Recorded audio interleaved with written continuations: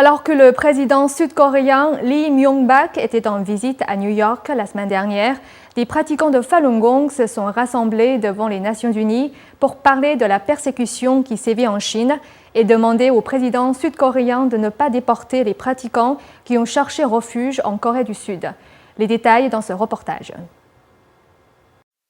Mardi 20 septembre dernier, les pratiquants de Falun Gong se sont réunis devant les Nations Unies à New York pour appeler le président sud-coréen Lee Myung-bak à cesser de déporter les pratiquants du groupe spirituel vers la Chine.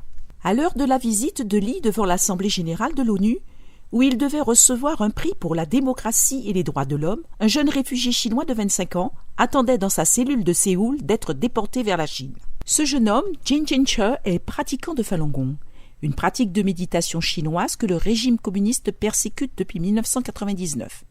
Le 5 septembre dernier, l'administration coréenne de l'immigration de Corée et la police ont arrêté Jin après que sa demande de statut de réfugié ait été rejetée. S'il est renvoyé en Chine, il risque la torture, voire pire.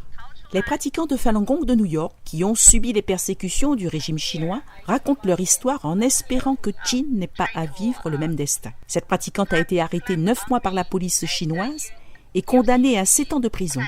Elle s'est échappée de Chine le 27 janvier de cette année. J'ai été passée à tabac. Ils ne me laissaient ni dormir, ni aller aux toilettes. J'ai fait une grève de la faim pour protester. Ils m'ont torturée en me nourrissant de force. 7 personnes m'ont immobilisée, puis m'ont inséré un tuyau en plastique dans le nez, jusqu'à mon estomac pour me gaver.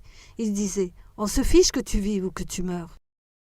Une autre pratiquante qui s'est échappée de Chine en 2010 décrit d'autres méthodes de torture utilisées par le régime.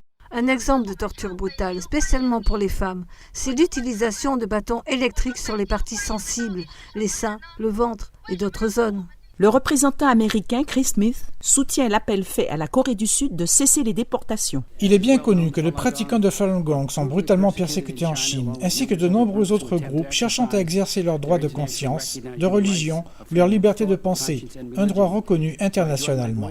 Je joins ma voix à celle d'autres membres du Congrès pour presser la Corée de reconnaître le statut de réfugié aux pratiquants de Falun Gong et de ne pas les renvoyer en Chine, où ils sont certains d'être persécutés.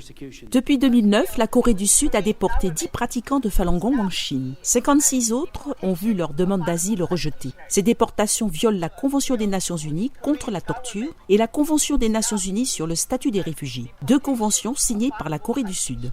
Les pratiquants de Falun Gong ont présenté des lettres à la fondation Un appel pour la conscience, chargée de décerner le prix mondial de l'homme d'État au président sud-coréen. Des lettres d'appel ont également été envoyées au consulat de la Corée du Sud à New York et San Francisco et à tous les niveaux du gouvernement sud-coréen.